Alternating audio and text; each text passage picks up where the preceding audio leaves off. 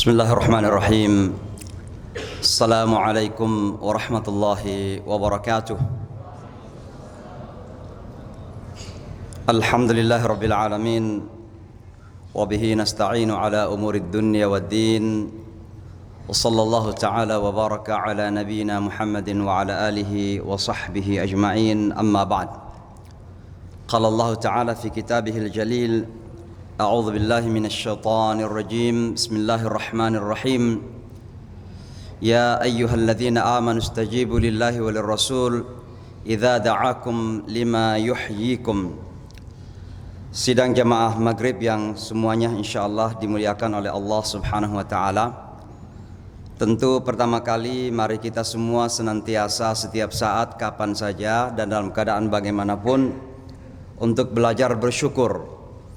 Karena sesungguhnya kata syukur ini begitu sederhana, begitu populer, tapi ternyata menjadi salah satu esensi daripada keimanan dan keberagamaan kita, dan sekaligus menjadi fondasi pilar daripada kepuasan dan kebahagiaan hidup. Manusia yang tidak bersyukur tidak akan mampu melaksanakan agamanya secara baik, dan manusia juga yang tidak bersyukur tidak akan mampu merasakan kebahagiaan hidup. Dan oleh karenanya kata syukur ini perlu kita renungi selalu bersama, karena kerap kali kita merasakan penderitaan yang tiada ujung hanya karena kegagalan kita dalam mensyukuri nikmat-nikmat Allah subhanahu wa ta'ala. Begitu besarnya nikmat Allah dalam hidup ini, sehingga Allah subhanahu wa ta'ala ketika menggambarkan nikmat yang datang kepadanya kepada kita, Allah memakai kata ni'am. Dan ternyata kata ni'am itu adalah sebuah penggambaran bahwa nikmat itu tiada henti dan tiada batas. Berhentinya nikmat dan terbatasnya nikmat itu ketika kita hentikan dalam imajinasi dan definisi kita, dan kita batasi sendiri dalam pemahaman kita. Tapi sesungguhnya nikmat itu tidak pernah terhenti. Bahkan yang ekstrim sekalipun, kematian bagi seorang mukmin itu terkadang nikmat. Kenapa? Karena terkadang kematian itu akhir daripada kejahatan dan keburukan hidup. Sehingga Rasulullah sallallahu alaihi wasallam mengatakan, waj'alil mauta lana rahatan min kulli syarr. Kalau itu memang sudah harus terjadi demi menghindari keburukan-keburukan dan kejahatan yang berpanjangan dari kehidupan ini, lebih baik kita mati saja. Maka jadikanlah kematian sebagai peristirahatan dari segala kejahatan hidup. Itu yang ekstrim. Orang yang sakit pun terkadang itu adalah kenikmatan. Karena betapa banyak orang Amerika begitu sehat, begitu hebat, tidak pernah ingat Tuhan. Begitu sakit baru mengatakan, oh my God. Jadi terkadang penyakit itu kenikmatan gitu, alhamdulillah. Orang beriman itu selalu melihat segala sesuatu bukan dengan pandangan mata kasat, tapi mari kita coba-coba belajar melihat segala sesuatu dalam hidup ini dengan pandangan hati nurani. Dan kalau kita mampu melakukan itu, insya Allah kita akan tangkap kebesaran nikmat dalam hidup kita. Hadirin sidang jamaah maghrib yang dimuliakan oleh Allah, agama kita ini kan adalah agama kehidupan, bukan agama kematian. Jadi Islam ini datang untuk mengajarkan kita hidup demi mati dalam kemuliaan. Tapi Islam ini bukan datang untuk mengajarkan kita bagaimana mati. Islam ini datang untuk mengajarkan kita bagaimana hidup. Karena kehidupan bagi kita inilah jembatan menuju kepada kematian yang mulia. Dan oleh karenanya sering kita dengarkan kata-kata mati fi sabilillah, al-mautu fi sabilillah a'la amanina. Mati di jalan Allah itu adalah cita-cita yang tertinggi dalam hidup kita. Tapi terkadang kita lupa bahwa sebelum kematian itu ada hidup yang seharusnya kita perjuangkan. Dan oleh karenanya kalau kita mau mati mulia, seharusnya kita hidup mulia. Maka kesimpulan pertama yang harus kita ambil, mari kita ambil Islam ini sebagai agama kehidupan. Itulah sebabnya dalam surah Al-Anfal yang saya bacakan tadi, Allah subhanahu wa ta'ala mengatakan, ya ayyuhalladzina amanu stajibu lillahi walir rasul idza da'akum lima yuhyikum. Wahai orang-orang yang beriman, penuhi ajakan Allah dan Rasulnya jika Allah dan Rasulnya mengajak kamu kepada apa yang memberikan kehidupan kepadamu, kepada kehidupanmu. Dan kehidupan yang dimaksud itu adalah iman, Islam, Al-Quran, Sunnah. Itulah ajaran Islam secara totalitas. Maka Islam ini adalah ajaran kehidupan. Ajaran yang mengajarkan kita bagaimana hidup secara terhormat, bagaimana hidup secara mulia, bagaimana hidup respected, bagaimana hidup agar dihargai manusia. Dan oleh karenanya, mari kita ambil sebagai pedoman di dalam menjalani setiap inci kehidupan kita, setiap saat, kapan dan di mana saja. Hadirin dan hadirat dimuliakan oleh Allah Subhanahu wa taala. Kalau kita melihat Islam ini sebagai sistem kehidupan, maka sesungguhnya kembali kepada Al-Qur'an, ada 3 tema utama Al-Qur'an itu. Al-Qur'an itu punya tiga tema utama. There are 3 themes in the Holy Quran, kata orang Makassar. Ustadz Dasar ini biasa beleng-beleng gitu. Ustadz beleng-beleng gitu. Ini lagi Jakarta Ustadz Dasar ini. Ya kalau nonton nggak apa-apa Ustadz beleng-beleng gitu. Jadi ada 3 tema utama dalam Al-Quran itu. Yang pertama tentang Al-Khaliq, tentang ketuhanan, tentang yang maha pencipta Allah Subhanahu wa ta'ala. Yang kedua tentang makhluk, tentang yang tercipta, dan lebih khusus lagi manusia dan seluruh yang lain termasuk alam sekitar kita.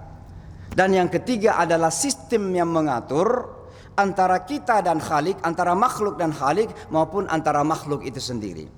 Saya ingin menjelaskan tentang Khalik dulu. Dalam pandangan Islam, alhamdulillah tidak ada yang bisa menandingi tentang konsep ketuhanan. Bagaimana konsep ketuhanan dalam pandangan Islam ini? Begitu jelas, begitu terang, begitu tegas, tidak perlu ada penafsiran-penafsiran yang bermacam-macam yang menjadikan kadang kita terbingung-bingung sendiri. Tapi terkadang ada konsep ketuhanan, jangankan anak-anak di pinggir jalan yang terbingung-bingung, Profesor Harvard University juga bingung. Bagaimana tidak bingung? 1 tambah 1 sama tambah 1 lagi sama dengan 1. Coba tanya anak-anak pinggir jalan, itu benar enggak? Pasti mereka akan mengatakan salah. Masa 1 tambah 1 tambah 1 sama dengan 1? Yang 1 itu sepertiga, lalu yang 1 lagi sepertiga, yang 1 sepertiga menjadi 1. Enggak, itu full. Karena yang 1 Tuhan itu full Tuhan, yang 1 lagi full Tuhan, dan yang 1 lagi full Tuhan. Tapi kok hanya 1 Tuhan? Siapa yang tidak bingung dengan konsep seperti itu? Tapi dalam Islam alhamdulillah semua jelas. Qul huwallahu ahad, Allahus samad, lam yalid wa lam yulad wa lam yakul lahu kufuwan ahad. Allahu la ilaha illa huwal hayyul qayyum, la ta'khudhuhu sinatun ila akhirih. Semua jelas konsep ini. Dan kita menemukan kejelasan itu dari Al-Qur'an. Baru-baru ini saya diundang ke kepulauan di Sulawesi Selatan namanya Selayar. Rupanya ketika saya sampai di sana ada seorang turis dari Finlandia.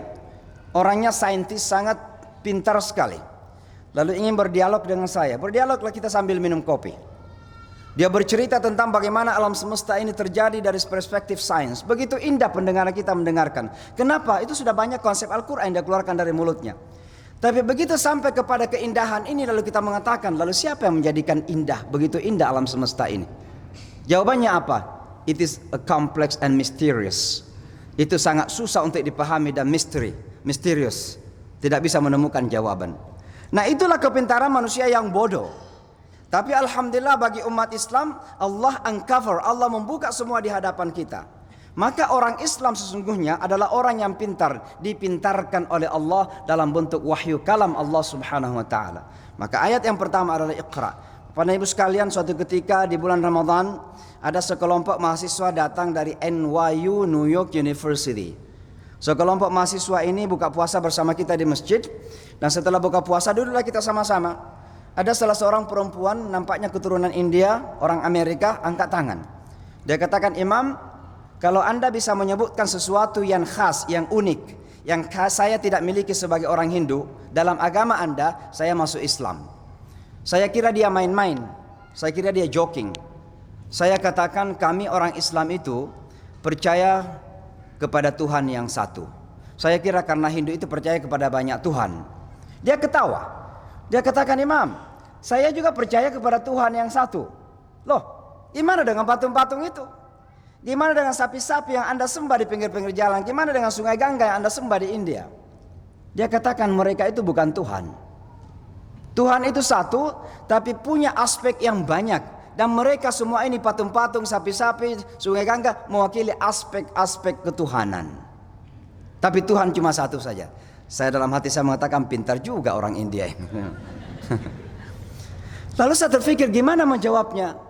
Tiba-tiba ada sebuah argumentasi anak SD di akal saya. Saya mengatakan kamu orang Amerika ya? Dikatakan iya, I'm an American. Kalau kamu orang Amerika, ini 7 tahun yang lalu waktu masih Barack Obama presiden, bukan Mr. DT, Mr. Donald Trump. Saya katakan sebagai orang are you an American? Dia katakan American. Sebagai orang Amerika saya bilang, kamu suka Barack Obama enggak? Oh iya, he's a nice person. Dia presiden yang baik. Kalau kamu suka Barack Obama, lalu suatu ketika Anda ingin ketemu dengan Barack Obama, mana yang baik? Langsung saja at any time, any moment, kapan saja Anda mau ketemu, langsung saja berkomunikasi, atau harus telepon dulu, ngambil jadwal, ya, schedule, minta lewat sekretaris, lalu security macam-macam. Mana yang baik? Langsung saja apa lewat security atau sekretaris? Dia katakan yang enak ya langsung saja. Saya katakan itulah yang unik dalam Tuhan saya. Saya kalau lapar minta langsung makanan kepada Tuhan saya. Kalau saya sakit minta disembuhkan oleh Tuhan saya. Saya tidak perlu bahkan lewat Nabi Muhammad, in the name of Muhammad, in the name of Jesus misalnya. Tidak perlu, langsung saja kepada Allah saya minta. Rupanya argumentasi anak SD ini masuk akal dia. Dan dia masuk Islam gara-gara itu. Artinya apa? Konsep ketuhanan kita itu sangat sederhana, sangat jelas, sangat tegas, tidak neko-neko, tidak perlu penafsiran yang macam-macam. Anak SD bisa faham sampai kepada profesor di Harvard University bisa faham tentang konsep ketuhanan dalam agama ini. Maka Al-Quran berbicara tentang konsep ketuhanan yang begitu lugas, begitu hebat, begitu terbuka. Ayat-ayat tentang sains, ayat tentang alam semesta ada semua dalam Al-Quran. Tapi tujuannya adalah inna fi dzalika laayatin liqaumin ya'qilun. Sesungguhnya pada semua itu ada tanda-tanda bagi orang yang berakal. Lalu objek yang kedua dalam Al-Quran adalah tentang makhluk. Dan saya ingin berbicara secara khusus tentang manusia. Bagaimana Al-Quran melihat atau memandang manusia ini. Kita sadar bahwa manusia ini adalah makhluk yang paling mulia. Walaqad karramna bani Adam. Kita sadar bahwa manusia ini adalah makhluk yang paling hebat dalam ciptaan. Laqad khalaqna al-insana fi ahsani taqwim. Dan oleh karenanya ketika selesai penciptaan manusia ini, malaikat yang begitu dekat kepada Allah dengan tasbih, zikir dan ibadahnya bahkan disuruh tunduk patuh hormat kepada sang manusia. Demikian hebatnya kita manusia ini. Tapi di satu sisi manusia juga terkadang justru jatuh ke dalam lubang kehinaan yang paling hina. Ulaika kal an'am bal hum adall.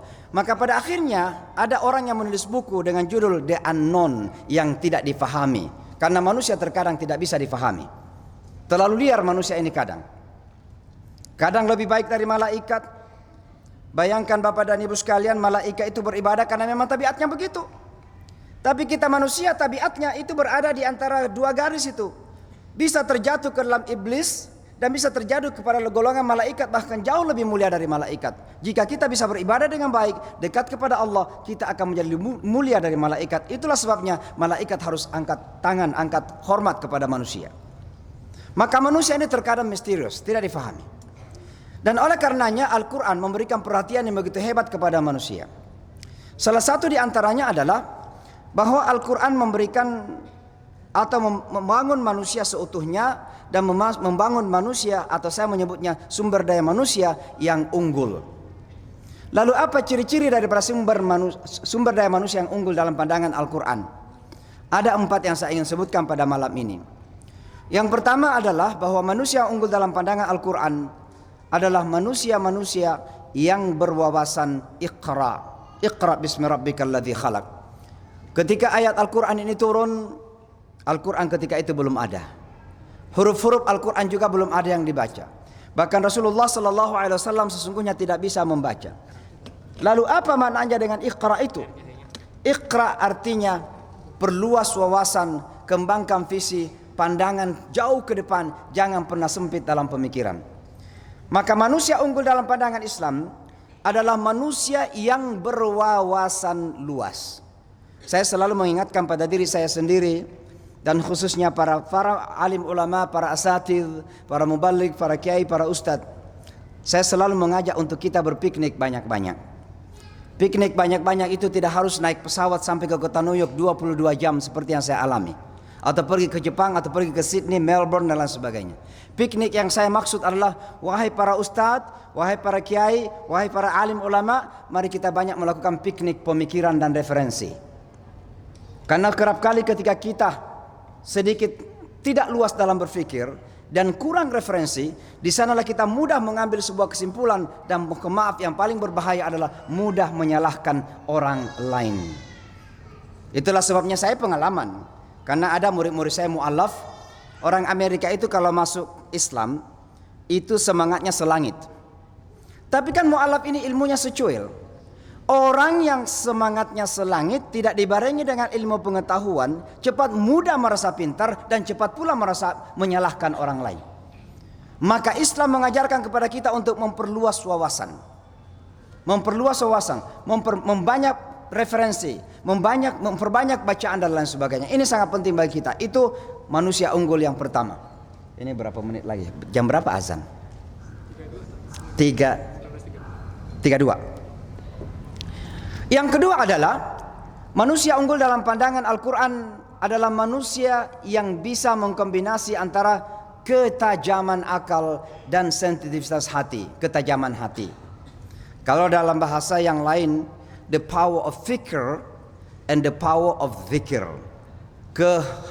Kekuatan zikir dan kekuatan hati. Inilah yang disebut dengan ulul albab. Maka manusia unggul dalam pandangan Al-Quran adalah manusia yang berwawasan ulul albab. Inna fi khalqis samawati wal ard wa ikhtilafil laili wan nahar la ayatin li ulil albab. Siapa ulul albab itu? Alladzina yadhkuruna Allah qiyaman wa qu'udan wa ala junubihim wa yatafakkaruna fi khalqis samawati wal ard. Rabbana ma khalaqta hadza batilan subhanaka faqina adzaban nar. Maka orang yang ulul albab tidak akan pernah menipu. Kenapa? Karena walaupun tajam akalnya, hatinya akan mengontrol ketajaman akal itu. Tapi tidak akan pernah tertipu. Kenapa? Karena insya Allah hatinya tajam, tapi juga akalnya cerdik. Orang ulul albab tidak akan pernah menipu dan tertipu. Tapi orang yang tidak imbang dalam pemikiran dan hati, boleh jadi ditipu atau boleh menipu. Orang yang akalnya tajam, hebat, pintar, tapi hatinya mati, maka disitulah kemudian mereka banyak menipu. Bapak dan Ibu, pembukuan itu mudah diatur. Laporan akhir tahun itu mudah diatur. Karena orang pintar. Tapi bagaimana dengan hati? Maka korupsi kadang terjadi bukan karena mereka tidak pintar melakukan pembukuan yang benar. Terkadang karena pintar melakukan pembukuan yang benar mereka korupsi. Kenapa? Hatinya tertutup, tidak punya ketajaman hati. Dan oleh karenanya Islam mengkombinasi, menggabungkan antara ketajaman hati dan ketajaman pikiran kita. Dan inilah yang menjadikan banyak orang di Amerika masuk Islam. Kenapa? Karena ternyata ajaran Islam inilah yang diakui sebagai ajaran yang bisa mengkombinasi dua kekuatan untuk menjadi manusia yang unggul itu. Pasca 9/11, kelompok manusia yang paling banyak masuk Islam di Amerika itu adalah kelompok Hispanik namanya. Kelompok orang Amerika yang datang dari Meksiko, dari Kolombia, dari negara-negara Latin lah. Itu namanya Hispanik, orang boyan biasa kita panggil. Nah, kenapa mereka banyak yang masuk Islam? Ada dua alasan utama. Yang pertama, karena ketika mereka bersentuhan dengan Islam, mereka seolah-olah kembali ke rumah kembali. Apa artinya? Mereka sadar sejarah bahwa orang-orang Hispanik itu dulu itu dibawa kekuasaan Islam selama kurang lebih 7 abad, berpusat di Spanyol ketika itu. Maka ketika mereka bersentuhan Islam, mereka mengatakan I am coming home. Saya kembali ke rumah saya sendiri. Tapi bukan itu alasan yang utama kenapa mereka masuk Islam. Alasan utama yang kedua adalah karena mereka menemukan bahwa Islam inilah yang bisa menggabungkan antara kepintaran akal dan ketajaman hati. Ada murid saya namanya Shinua Metos. Jadi belajar Islam ini selama kurang lebih 8 bulan. Alhamdulillah begitu sangat pintar anaknya. Sampai-sampai waktu belum masuk Islam pun, kalau ada non-muslim yang datang diajarin. Padahal belum Islam, dia Katolik. Jadi sampai suatu ketika saya tanya, kok kamu itu ngajarin orang tapi kamu sendiri enggak nerima gitu. Kenapa? Saya jarang sekali bertanya kepada murid-murid saya seperti itu, karena saya khawatir jangan sampai merasa dipaksa. Tapi saya enggak tahan juga, kasihan sama saya. Kasihan saya sama dia. Masa dia ngajarin orang yang dia ajarin duluan masuk Islam daripada dia sendiri. Lalu ketika masuk Islam saya berani bertanya lagi, kira-kira apa alasannya kamu masuk Islam? Dia mengatakan saya masuk Islam karena dua hal tadi. Pertama, coming back home, kembali kepada rumah. Dan yang kedua ini, dia katakan saya kok selama ini beragama Katolik dan saya ini merasa saya taat Katolik. Tapi dia katakan kok semakin saya taat, semakin saya merasa kok akal saya ini direndahkan. Barulah kali ini saya merasa puas. Semakin saya beriman, justru semakin saya merasa akal saya juga dihargai. Hanya ada dalam agama Islam. Maka alhamdulillah agama ini adalah agama yang paling rasional. Jangan pernah kita mengatakan bahwa semakin kita beriman, semakin kita tidak rasional. Memang tidak semua dalam agama ini bisa dirasionalkan. Sebab kalau kita memaksakan rasionalitas kita, kita akan gila. Bagaimana kita bangkit di kuburan, lalu kita pikir-pikir masuk ke laboratorium, kita ngadakan penelitian untuk bangkit di kuburan, sampai mati nggak bisa kita dapatkan hasilnya itu. Itulah iman. Tidak semua yang ada dalam agama ini bisa kita rasionalkan, tapi bukan berarti tidak rasional. Ada beda tidak rasional dan kita tidak faham. Kita saja yang terbatas dalam memahaminya. Kenapa? Akal kita yang terbatas. Tapi bukan berarti Islam tidak rasional. Ada seorang ahli agama-agama, orang Inggris, namanya Karen Armstrong. Pernah dengar barangkali namanya? Buku yang paling terkenal yang ditulis itu namanya History of God, Sejarah Tuhan. Dia ini mantan biarawati, sekolah di sekolah biarawati. Tapi kemudian dia memberontak, akhirnya benci agama semuanya. Kenapa? Di sekolah biarawati diajarkan dogma-dogma yang bertentangan dengan akalnya. Orangnya pintar, maka dia marah kepada semua agama. Sampai suatu ketika dia sakit keras dan kemudian sadar Tuhan, sadar tentang adanya Tuhan. Tapi sudah terlanjur benci agama, dia pelajari semua agama, dia yakin adanya Tuhan, tapi tidak mengimani satupun agama. Tapi dia belajar semua agama. Maka suatu ketika saya diundang oleh sebuah organisasi Buddha di kota New York untuk berdialog dengan dia. Temanya the nothingness, kehampaan. Saya sendiri awalnya ketika dikirimin surat, apa artinya kehampaan? Saya bingung, judulnya saya nggak paham.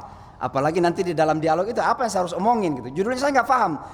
The emptiness, kekosongan, kehampaan. Tapi belakangan saya baru paham bahwa yang dimaksud di situ adalah laisa kamitslihi syai'. Tuhan itu tidak mirip dengan apapun. Lalu ketika saya berdialog, ini tanpa moderator ini, tidak ada moderatornya. Dia bertanya kepada saya bertanya kepada dia bertanya banyak hal. Salah satu pertanyaan yang saya tanya kepada dia adalah, Anda itu ahli semua agama-agama. Kalau seandainya agama-agama itu makanan-makanan, kira-kira makanan siapa yang paling enak, paling lezat? Makanan Yahudi, makanan Kristen, makanan Buddha, makanan Hindu, atau makanan siapa? Dia pintar rupanya, dia katakan saya masih belajar resep katanya. Pintar. Lalu saya katakan, tapi dia menyambung. I have to be honest with you. Saya harus jujur dengan Anda. Agama yang paling rasional adalah agama Islam. Mulai dari konsep ketuhanan sampai kepada konsep ibadah, sampai kepada konsep legal dan hukum. Baru-baru saja beberapa hari yang lalu, Harvard University mengakui bahwa sumber hukum yang terbaik dalam dunia sekarang ini adalah Al-Quran. Dan itu silahkan di Google. Baru ditulis oleh Harvard University. Sumber hukum yang terhebat dan yang terbaik adalah Al-Quran. Bahkan sudah lama di Harvard University itu, hanya kita tidak setuju, ada 3 patung. Salah satunya dianggap patungnya Nabi Muhammad sebagai sumber hukum dunia. Tapi baru sekarang ini mengakui bahwa sumber hukum yang terbaik adalah Al-Quran. Maka beliau mengatakan bahwa tidak ada agama manapun yang bisa menandingi Islam dari segi rasionalitas. Walaupun beliau mengatakan sayang sekali bahwa banyak juga orang Islam yang kurang rasional. Agamanya rasional, tapi terkadang kita orang Islam kurang rasional dalam berpikir. Itu kata beliau, bukan kata saya. Dan orang-orang yang kurang rasional tidak ada di Sunda Kelapa tentunya. Ada di tempat lain. Nah itu SDM yang hebat dalam Al-Quran yang kedua. Yang ketiga adalah SDM yang dikehendaki Al-Quran itu adalah SDM yang berwawasan kesalehan. Dalam Al-Quran itu kan selalu dikaitkan iman dan soleh. Illalladzina amanu wa amilus solihat. Orang-orang yang beriman dan beramal yang soleh. Lalu apa makna kesalehan itu? Amal soleh. Soleh itu apa artinya? Ternyata kesalehan itu ada pada tingkatan yang tertinggi daripada segala kebaikan dan kebajikan yang kita lakukan dalam hidup. Ada beberapa tingkatan yang disebut dengan kebaikan dan kebajikan itu. Yang pertama apa yang disebut dengan thayyibun. Maka coba kita ngomong dengan orang Arab. Kaifal hali akhi? Apa kabar wahai saudaraku? Kalau dia menjawab ana thayyib, saya baik. Itu artinya saya baik secara fisik dan material saja. Makanya dalam Al-Quran ada dikatakan wa kulu mimma fil ardi halalan thayyiban. Maka thayyib itu artinya baik secara fisik dan material. Belum tentu secara hati, belum tentu secara moralitas dan karakter, hanya secara fisik dan material saja. Maka Al-Quran menghendaki kita menjadi manusia yang sehat, kuat secara fisik, dan sukses secara material. Kita menjadi manusia yang thayyib. Makanan kita harus thayyib. Jangan halal. Kambing itu halal, tapi sudah tahu tekanan darah tinggi, itu enggak thayyib lagi. Gula itu halal, tapi kalau sudah tahu sudah mulai ada level diabetik yang terjadi, jangan lagi makan gula. Itu sudah tidak thayyib, karena menjaga kebaikan fisik kita dan material kita. Itu tingkatan yang pertama. Nah, kalau kebaikan ini naik kepada tingkatan yang kedua, secara fisik baik, secara material solid, hatinya baik, spiritualitasnya hebat, karakternya juga baik, maka itu namanya khairun. Maka kalau bertanya kepada orang Arab, kaifal hal ya akhi, ya ukhti, lalu dijawab ana bi khair, maka itu artinya saya baik secara fisik dan juga secara hati maupun secara karakter kemanusiaan. Maka umat ini disebut dengan kuntum khaira ummatin. Kenapa? Karena umat ini diharapkan baik secara material dan fisik dan juga baik secara moral dan spiritualitas. Jadi jangan kita hanya berpikir ayo kita zikir banyak-banyak di masjid, tapi kita nggak perlu bisnis karena bisnis itu urusannya orang kafir. Padahal thayyib itu penting. Kita membangun dunia ini secara material, itu tanggung jawab thayyib kita sebagai bagian dari kebajikan dunia kita. Jangan pernah mengatakan kalau kita disuruh kaya itu namanya mengajarkan materialisme. Mohon maaf Bapak dan Ibu, saya termasuk orang yang paling dikritik di Amerika oleh orang-orang muslim, khususnya para teman-teman imam ini. Kenapa? Karena saya termasuk orang yang mendorong orang-orang muslim di Amerika untuk sukses. Sukses dalam segala hal, dalam perekonomian, dalam pendidikan, dalam segala hal.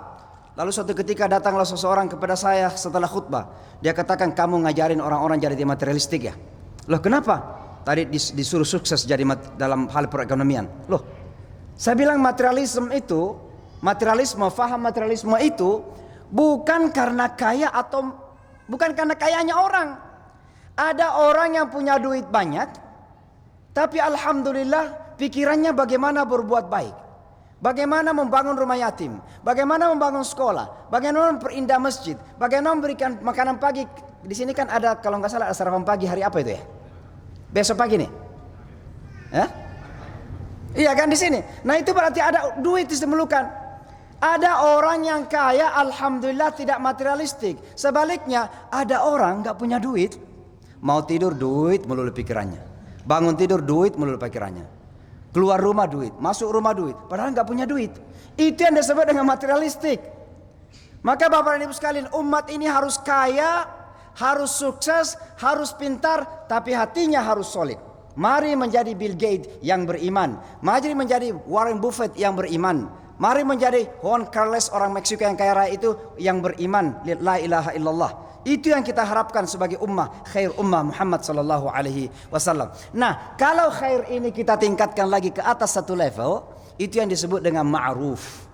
Wal takum minkum ummatun yad'una ilal khair wa ya'muruna bil ma'ruf. Nah, sering kita pusing atau heran, kok kenapa ya orang barat itu disiplin? Kok orang Jepang itu begitu menghormati orang, sampai kalau dia hormat itu tunduk-tunduk. Kebersihan dijaga, kok Singapura itu terjaga bersihannya lah sebagainya. Padahal mereka kita mengatakan non muslim. Itu karena mereka sudah mencuri kebajikan dan kebaikan dari kita pada tingkatan ketiga yang disebut ma'ruf. Apa itu ma'ruf? Berasal dari kata urfun. Apa itu urfun? Budaya, custom, culture, kultur. Jadi kebaikan perilaku manusia yang sudah menjadi kultur dan budaya, itulah yang disebut dengan ma'ruf. Alhamdulillah di Indonesia ini ma'ruf Islam yang sungguh luar biasa. Gotong royong, mudah tersenyum kepada orang, tidak angkuh, tidak sombong, mudah membantu, toleransi kepada orang, rukun kepada siapa saja, tidak saling mengganggu. Menghormati tetangga-tangga, ibu-ibu masak kemudian dicium baunya sama tetangganya, kambing misalnya bawain walaupun hanya sup saja, kan begitu. Tapi kalau Amerika mana ada seperti itu. Orang bertahun-tahun berhadapan, ini dalam satu gedung namanya apartment. Satu gedung banyak rumah-rumah di sana. Sudah berhadapan bertahun-tahun, pintu di sini, hanya hey good morning, how are you gitu aja. Tapi nggak pernah bertanya, gimana hari ini, keluargamu baik-baik? Kenapa tidak ada namanya tidak ingin memasuki apa disebut dengan privacy? Tapi orang Indonesia ketuk pintunya bawain makanan. Inilah sesungguhnya disebut dengan ma'ruf.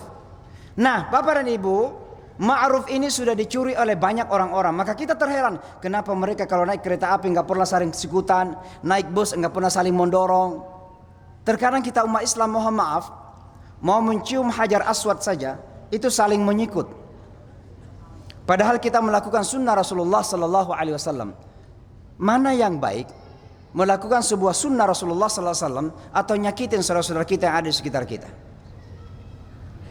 Tentu memang kita berusaha. Tapi kalau sampai kita nyikut orang, sampai kita nyakitin orang, maka bukan pahala yang kita dapat, justru dosa yang kita dapat. In the name of the sunnah of Rasulullah Sallallahu Alaihi Wasallam. Itu karena kurang ma'ruf, kurang kebajikan dalam bentuk kultur dan budaya perilaku kita. Nah, Bapak dan Ibu, kalau kita naikkan lagi satu level, lalu kita lakukan budaya atau kultur ini karena lillahi ta'ala, maka itulah yang disebut dengan al-ihsan. An ta'budallah ka'annaka tarahu fa illam takun tarahu fa innahu yarak. Wa ahsin kama ahsanallahu ilaik. Ihsan adalah melakukan kebajikan-kebajikan walaupun dalam bentuk budaya karena Allah Subhanahu wa taala. Kita patuh kepada orang tua bukan sekedar karena isu sosial, bukan sekedar karena bapak dan ibu kita. Kita melakukan karena perintah Allah Subhanahu wa taala. Kita mendengarkan guru bukan karena sekedar guru, kita mendengarkan guru karena perintah Allah Subhanahu wa taala. Kita tersenyum kepada orang bukan karena isu sosial, karena itu adalah perintah Rasulullah sallallahu alaihi wasallam. Kalau semua ini kita satukan, itulah yang disebut dengan kesalehan. Maka SDM yang unggul dalam Islam adalah manusia-manusia yang soleh, yang mengumpulkan semua bentuk-bentuk kesalehan tadi. Saya kira demikian. Kita sambung lagi sedikit setelah salat Isya insyaallah. Hadanallahu yakum ajma'in. Wassalamualaikum warahmatullahi wabarakatuh. Wa ala alihi wa sahbihi ajma'in wa ba'd. Baik Bapak dan Ibu, kita sambung sedikit lagi. Mohon maaf kalau saya tidak akan lama karena besok subuh saya jam 3 ini harus ke bandara untuk terbang ke Jambi. Jadi dan acara ini dari tadi pagi juga ini nyambung terus ini. Jadi kalau suara saya agak serak-serak basah sedikit itu karena sudah beberapa ceramah sebelumnya yang kita lakukan.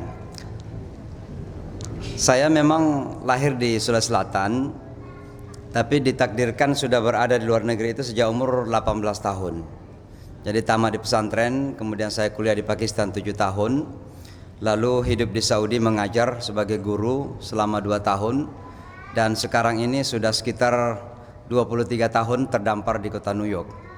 Jadi sudah cukup lama terdampar. Entah nanti kapan lagi akan saya dibawa kemana oleh ombak dunia ini, saya tidak tahu. Tapi yang pasti kita harus ikut the wave of the takdir saja, ombak takdir Allah yang menentukan kehidupan kita. Tapi saya ini walaupun sudah cukup lama luar negeri, saya pastinya cinta Indonesia dan cinta produk Indonesia. Makanya saya baju batik ini baju batik Papua, saya pulang dari Papua. Dan tentunya produk yang terpenting dari sebuah bangsa itu kan manusia. Jadi karena manusia itu yang akan menentukan wajah sebuah bangsa. Karena saya cinta produk Indonesia, maka istri saya orang Indonesia. Baik Bapak Ibu sekalian, kita sambung lagi ya tentang bagaimana Al-Quran memandang manusia-manusia unggul atau SDM unggul itu. Tadi kita sudah sebutkan 3, manusia yang berwawasan Iqra, manusia yang berwawasan ulul albab, dan manusia yang berwawasan kesalehan. Lalu yang keempat, yang terakhir ini adalah bahwa Al-Quran juga membangun SDM unggul yang berwawasan global. Karena ternyata memang ajaran agama kita ini adalah ajaran agama yang sangat-sangat global. Segala konsep yang ada dalam Al-Quran itu adalah konsep-konsep global. Konsep ketuhanan kita itu tidak pernah Tuhan untuk manusia tertentu. Alhamdulillahi Rabbil Alamin. Kemudian sampai pada penutup Al-Quran, Qul a'udzu birabbin annas. Kan tidak pernah kita dengarkan Alhamdulillahi Rabbil Indonesiyin, atau misalnya Qul a'udzu birabbis Saudiyin. Yang ada adalah semua manusia itu adalah belong to the same God, memiliki Tuhan yang sama, Allah Subhanahu wa taala pencipta langit dan bumi. Kalau di agama Yahudi misalnya, itu Tuhan disebut dengan God of Israelites, Tuhannya Bani Israel saja. Sementara mereka-mereka yang tidak Bani Israel dianggap domba-domba tersesat, yang seolah-olah tidak punya Tuhan dalam kehidupannya. Maka mereka yang harus diselamatkan dengan konsep salvation, penyelamatan itu. Tapi alhamdulillah dalam Islam ini konsepnya semuanya global. Muhammad sallallahu alaihi wasallam, "Wa ma arsalnaka illa kaffatan lin-nasi basyiran wa nadhira, wa ma arsalnaka illa rahmatan lil alamin." Agama ini adalah la syarqiyah wa la gharbiyah. Al-Quran hudan linnas. Maka segala sesuatu dari agama kita ini adalah agama yang ditujukan untuk global dunia kita atau international kehidupan dunia ini. Oleh karenanya manusia muslim adalah manusia yang walaupun mungkin act locally, melakukan kerja-kerja lokal, tapi wawasan kita itu harus global. Kenapa harus global? Saya kira lebih penting lagi kita sadari, karena memang saat ini dunia kita itu adalah dunia global. Apa itu dunia global? Dunia yang menginternasional, hampir tidak ada batas-batas lagi. Jangan menyangka bahwa teman-teman kita di kampung sana itu tidak menginternasional. Begitu mereka masuk di Facebook, ada pengantin baru berkelahi tadi malam, tiba-tiba nulis status di Facebooknya. Itu juga kami baca di New York. Oh, ini si Anu lagi perang di kamar sama istrinya gitulah. Masuk di status Facebooknya. Itulah dunia global sekarang ini. Karena dunia global ini ditandai oleh 3 hal yang selalu disebutkan di mana-mana. Yang pertama adalah kecepatan yang luar biasa. Jadi segala sesuatu cepat. Ada mungkin yang ngambil gambar sekarang ini, kemudian di-upload di Instagram atau di Facebook, foto saya gitu. Sekarang ini di kota New York itu jam 8:05 di kota New York. Nah, begitu istri saya bangun membawa anak saya sekarang mengantar ke sekolah jam 8:05, dia buka Facebooknya, dia lihat saya duduk di sini pada saat yang sama. Nah, itulah kecepatan yang terjadi sekarang. Jadi kecepatan informasi, kecepatan transportasi menjadikan dunia ini begitu cepat bergerak. Nah, apakah ini sesuatu konsep yang baru dalam agama Islam? Bukan. 15 abad yang lalu Al-Quran sudah mengingatkan bahwa umat ini harus bergegas, bercepat-cepat. Kita mau mendapatkan ampunan Tuhan, masuk ke dalam syurganya Allah Subhanahu wa taala, jangan malas-malas, bercepat. Wasari'u ila maghfiratin min rabbikum wa jannah 'arduha as-samawati wal ard u'iddat lil muttaqin. Kalau mau diampuni Tuhan, jangan malas. Jangan malas beristighfar, jangan malas bertaubat. Mau masuk syurganya Allah Subhanahu wa taala, jangan malas pergi kajian untuk memperdalam ilmu dan memperkuat komitmen keagamaan kita. Maka kita harus bercepat. Yang menjadi masalah sekarang ini memang umat kita ini kan sering ketinggalan kendaraan. Mohon maaf Bapak dan Ibu sekalian, saya di satu sisi bangga, tapi di satu sisi juga khawatir. Alhamdulillah semangat keislaman kita di Indonesia ini luar biasa. Kajian-kajian ada di mana-mana. Bahkan di perkantoran-perkantoran non-muslim sekalipun ada kajian-kajian Islam. Dan saya sering hadir di situ memberikan kajian-kajian Islam. Tentu membanggakan. Dan juga nampak di mana-mana tumbuhnya apa yang disebut dengan keinginan untuk kembali kepada syariah. Nanti saya akan jelaskan apa itu syariah, jangan sampai menjadi sebuah momok yang menakutkan. Tapi yang menjadi masalah saya khawatir di sisi yang lain, jangan sampai kesempatan syariah yang dibuka di mana-mana sekarang ini, justru banyak teman-teman non-muslim yang sekarang terlibat gitu. Mohon maaf, Ustadz kita, ini kakak saya dan guru saya juga, Imam Besar Masjid Istiqlal kemarin, saya ketemu dengan beliau di Masjid Istiqlal. Lalu lagi kita berdialog ini, tiba-tiba ada beberapa orang yang masuk, dan mereka adalah teman-teman dari kelompok Kristiani. Rupanya mereka punya proposal bisnis syariah gitu. Oh, saya di satu sisi bangga, alhamdulillah non muslim sudah tidak takut lagi kepada kata syariah. Sebab beberapa waktu yang lalu begitu kata syariah disebutkan, banyak orang yang takut. Nah, ini kata syariah menakutkan dulu kan. Tapi alhamdulillah justru sekarang banyak non-muslim yang ingin terjun ke bisnis syariah. Alhamdulillah. Baru-baru ini saya mengekspos katanya sebuah pebisnis besar datang dari kota New York, mendirikan bisnis syariah dari Amerika dan ingin menjual bisnis syariah itu di Indonesia. Saya mengekspos, bagi yang mengikuti media sosial saya pasti membaca apa yang saya tulis itu. Maka Bapak dan Ibu sekalian, alhamdulillah dalam dunia global sekarang ini kita harus cepat-cepat, jangan pernah ketinggalan kendaraan. Dan ternyata orang lain begitu cepat menangkap peluang-peluang itu. Sering saya memberikan contoh kecil-kecil. Kita suka pergi umrah berkali-kali, haji berkali-kali. Kalau kita pulang tidak ada oleh-oleh, rasanya kurang barakah, kata orang Makassar. Barakahnya kurang. Pergilah kita ke toko, dulu ada pasar seng, sekarang pasar seng nggak ada lagi.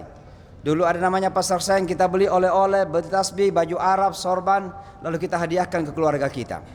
Begitu kembali keluarga kita buka made in China. Tasbih made in China. Baju Arab made in China. Sorban Arab made in China. Kok China yang dipersepsikan sebagai negara komunis kok memproduksi produksi yang diperlukan oleh orang yang sedang berhaji dan berumrah? Kenapa mereka bergegas bercepat-cepat untuk menangkap peluang? Mereka tahu jutaan umat Islam akan pergi ke tempat itu, dan kalau mereka pulang pasti beli oleh-oleh. Itulah kehebatan orang yang bercepat. Maka dalam dunia global sekarang ini, umat Islam harus berada di garda terdepan untuk menangkap peluang-peluang yang ada ini. Jangan pernah terbelakang. Jika tidak, maka kita akan menjadi umat yang hanya mengeluh, akan marah-marah, dan akan mengutuk-ngutuk orang lain.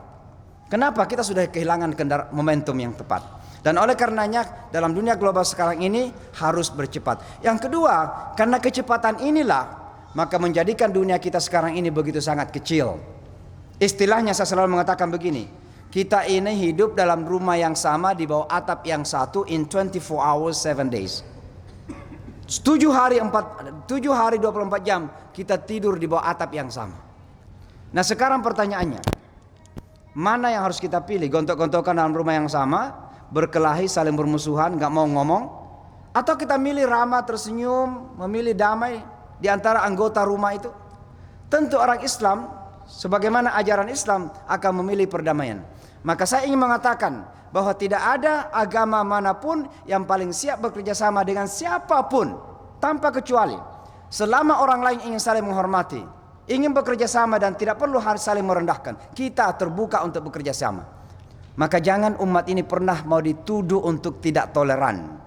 Karena tidak ada agama yang paling toleran daripada agama Islam ini. We can challenge, kita bisa men-challenge agama manapun. Kami yang hidup di tengah-tengah non-muslim, kami merasakan negara yang merasa paling demokratis, negara yang berkuar-kuar di mana-mana HAM, tapi ternyata hak asasi keberagamaan kadang dipersulit di mana-mana. Kita di Indonesia, mohon maaf Bapak dan Ibu, memang ada terkadang gesekan-gesekan sosial. Itu di mana-mana terjadi. Memangnya 100% sempurna, tidak akan pernah terjadi itu. Ada gesekan-gesekan sosial. Tapi negeri ini adalah negeri yang paling toleran. Mau dikasih contoh? Buktinya, banyak posisi-posisi penting di pemerintahan justru di tangannya teman-teman non-muslim. Kami di Amerika, ada nggak menteri muslim sana? Negara-negara non-muslim, ada nggak muslim yang menteri sana? Ada sedikit lah berapa. Tapi di Indonesia, ada masa-masa di mana non-muslim justru mayoritas dalam pemerintahan. Apa kurang toleransinya itu? Tapi kembali kepada Rasulullah SAW, kembali kepada kehidupan para sahabat. Bayangkan, dalam berperang sekalipun, jangan ganggu rumah ibadah orang.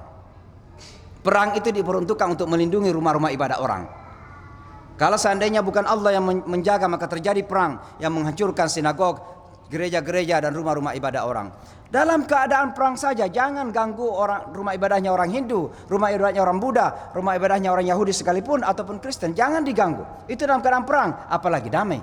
Ada nggak ajaran toleransi yang lain yang lebih dari itu? Bahkan Bapak dan Ibu kalau jalan-jalan ke Seville Spanyol, masuk ke gereja-gereja besar yang tua itu, kita akan melihat tulisan-tulisan kaligrafi.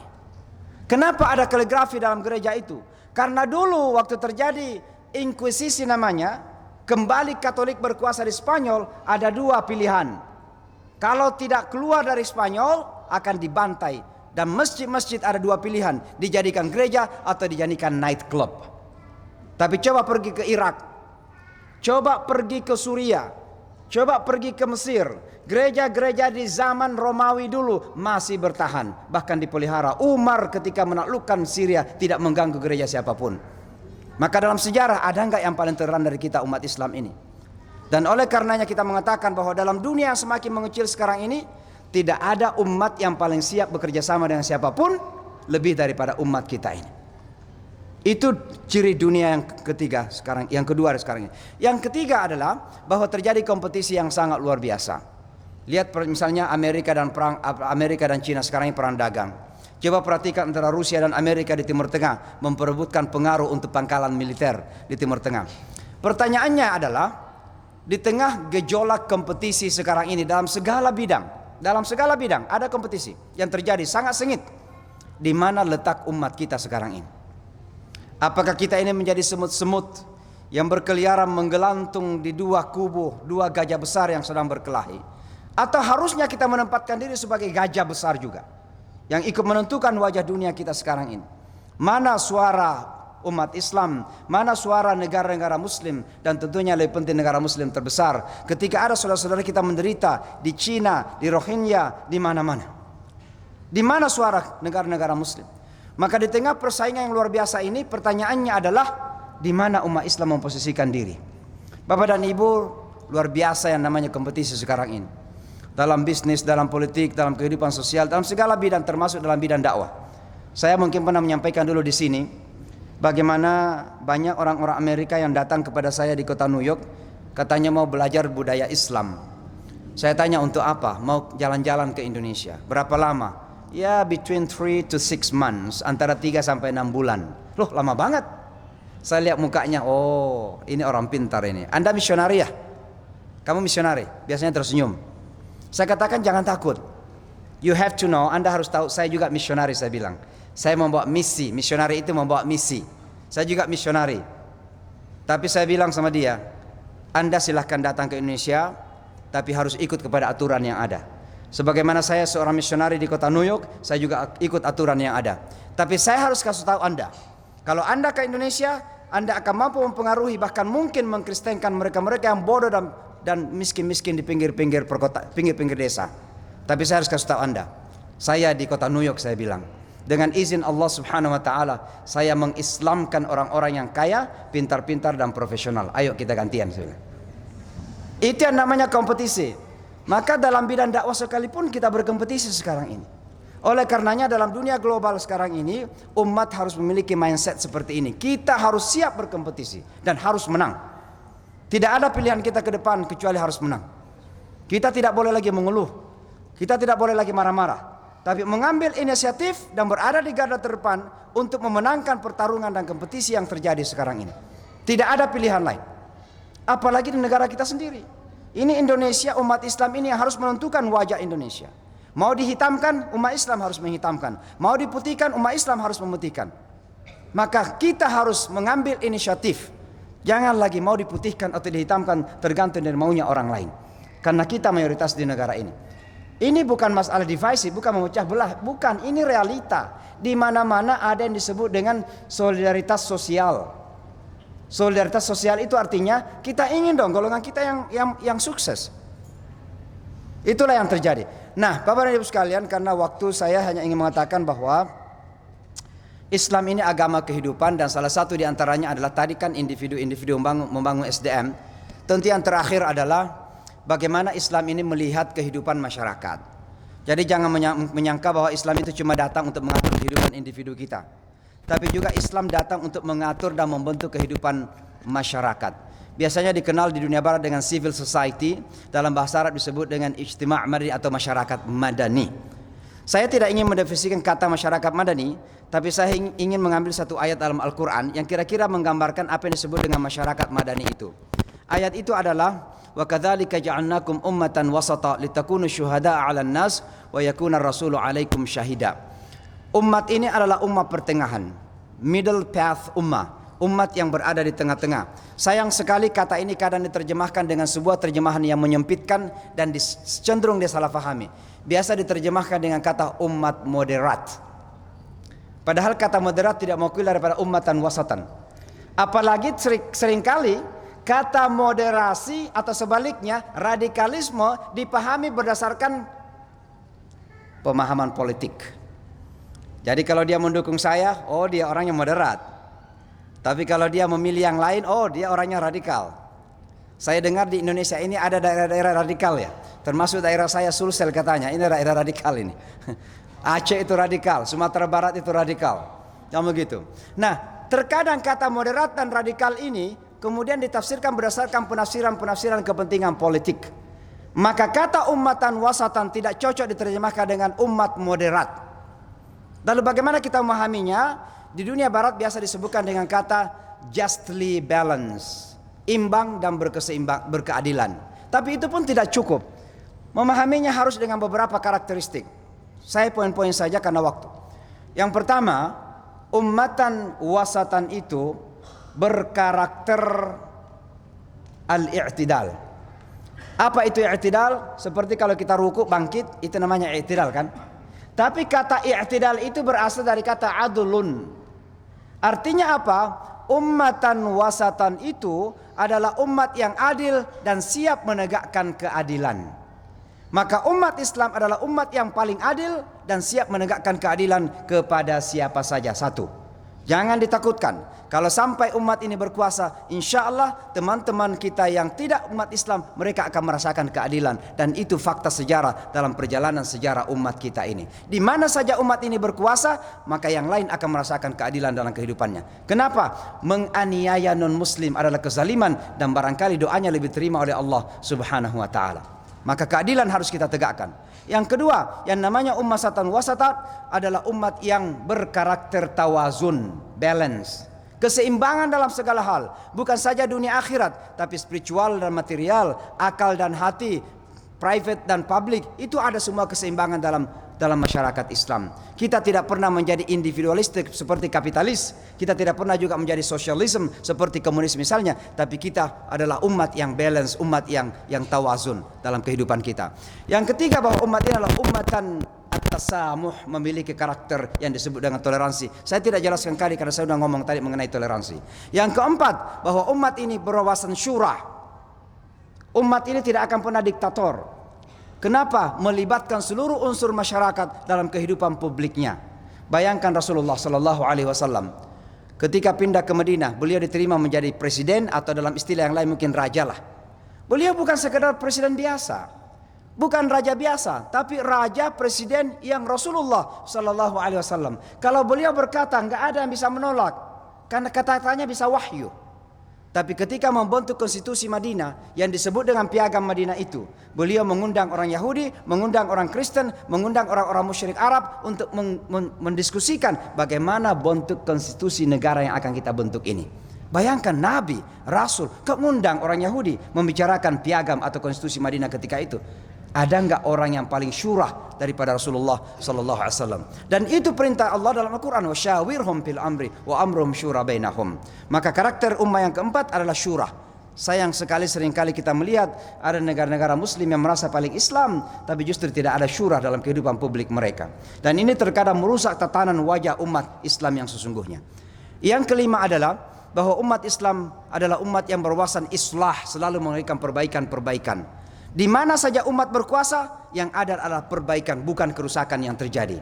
Moralitas akan menjadi baik, keluarga akan menjadi baik, perekonomian akan menjadi baik, sistem yang tadinya riba mencekik akan ada keadilan dan ribawi. Kenapa? Karena namanya sistem syariah yang berkeadilan. Maka umat Islam selalu membawa yang namanya kesalehan, perbaikan-perbaikan dalam kehidupan publik. Yang keenam, bahwa umat ini adalah umat yang berwawasan apa yang disebut dengan al-qudwah, ketauladanan. Ketauladanan itu bukan saja dilihat oleh orang, tapi harus berada di garda terdepan untuk menjadi contoh. Maka umat adalah umat tauladan. Karena kita tauladan, kita harus berada di garda terdepan untuk menjadi contoh. Artinya yang lain, umat ini harus menjadi pemimpin. Karena pemimpin itu harus menjadi tauladan. Kalau pemimpin tidak menjadi tauladan, itu namanya pemimpin-pemimpinan. Kenapa? Rasulullah itu qudwah. Laqad kana lakum fi Rasulillahi uswatun hasanah. Kenapa uswah hasanah? Karena Rasulullah adalah pemimpin kita. Maka kalau seorang pemimpin di sebuah negara harus menjadi tauladan, pemimpin di sebuah kota harus menjadi tauladan, maka umat sebagai qudwah tauladan harus menjadi pemimpin. Oleh karena itu Ibrahim alaihissalatu wassalam setelah menyempurnakan seluruh komitmen agamanya, Allah mengatakan, inni ja'iluka linnasi imama. Itu karakter yang keenam. Dan yang terakhir sekali, khusus dalam konteks keindonesiaan kita, ummatan wasatan itu harus berwawasan al-muwatanah namanya. Itu yang disebutkan dengan kebangsaan. Saya ingin menggarisbawahi ini begini. Karena akhir-akhir ini begitu hiruk-pikuk politik terjadi, dengan mudah sekali kita mengatakan seolah-olah umat ini tidak ada loyalitas kepada bangsa dan negara ini. Seolah-olah kalau kita punya komitmen keislaman, kok kurang loyalitasnya kepada bangsa dan negara. Ada usaha-usaha yang seperti sistematis yang ingin membenturkan umat ini dengan negara dan bangsanya sendiri. Maka kita harus merumuskan bahwa ummatan wasatan dalam konteks Indonesia artinya juga punya wawasan kebangsaan. Bukan berarti kalau kita menjadi muslim yang baik lantas tidak menjadi warga negara yang baik. Saya di Amerika Serikat mendakwahkan ini, mengkampanyekan ini. Kenapa orang Amerika menuduh bahwa orang Islam yang taat itu tidak loyal kepada Amerika? Saya ingin mengatakan kepada mereka bahwa insya Allah orang Amerika Muslim bisa menjadi orang bangsa Amerika yang baik juga. Sama juga di Indonesia. Menjadi Muslim yang baik tidak harus dilihat bahwa dia warga negara yang tidak loyal kepada negaranya. Saya sampaikan di Papua, saya sampaikan di mana-mana. Kenapa? Karena umat Islam jangan lagi pernah dibenturkan dengan negaranya sendiri. Jangan pernah lagi dibenturkan dengan bangsanya sendiri. Kita adalah bangsa umat mayoritas dan kita harus menentukan wajah bangsa dan negara ini. Maka jangan pernah kita dibodoh-bodohin, dibentur-benturkan dengan loyalitas kepada kebangsaan, karena ini adalah negara kita dan kewajiban kita untuk membangunnya menjadi negara yang lebih kuat. Insya Allah negara ini akan menjadi kuat kalau umat Islam kuat. Tapi kalau umat Islam dimarginalkan, maka dengan sendirinya Indonesia akan termarginalkan. Kita ini lebih 80%. Wajah Indonesia sekali lagi akan ditentukan oleh wajah umat Islam.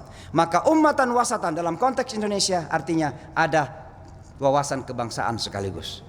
Saya kira demikian Bapak dan Ibu sekalian. Mudah-mudahan ada manfaatnya. Mohon doa untuk kami di Amerika Serikat. Ini perjuangan semakin berat karena naiknya politisi-politisi yang berkarakter radikal right wings yang disebut dengan white supremacy. Itu hasilnya apa yang terjadi di New Zealand baru-baru ini, penembakan saudara-saudara kita. Maka kami juga mendapat tantangan-tantangan yang luar biasa. Tapi alhamdulillah kami tidak akan pernah mundur. Bahkan di tengah gejolak Islamofobia yang meninggi, Allah Subhanahu wa taala memberikan kepada kami untuk bisa mendirikan sebuah pesantren di bumi Amerika Serikat. Dan insyaallah pesantren kita 7,4 hektar tanahnya sudah kita milikin. Ada gedung-gedung tua yang sementara kita renovasi sudah kita manfaatkan. Mohon doanya, mohon dukungannya, mudah-mudahan setahun 2 tahun yang akan datang di pesantren ini sudah ada orang-orang yang nyantri. Sekarang ini ada kegiatan-kegiatan nyantri tapi masih dalam bentuk season, dalam bentuk musiman saja. Jadi ada pesantren musim panas, pesantren musim dingin. Insya Allah cita-cita besar kita akan mendirikan pesantren seperti di Indonesia. Salah satu cita saya ini, kenapa saya menyebutnya pesantren? Karena saya ingin 20 tahun yang akan datang, 30 tahun yang akan datang, bahkan ketika saya pun sudah tiada, insya Allah pesantren ini akan diingat sebagai sumbangan Indonesia untuk perjuangan dakwah global kita di Amerika Serikat. Jadi mohon doa, mohon dukungan juga sekaligus. Saya kira saya akhiri sampai di sini. Hadanallah wa yakum ajma'in. Wassalamualaikum warahmatullahi wabarakatuh.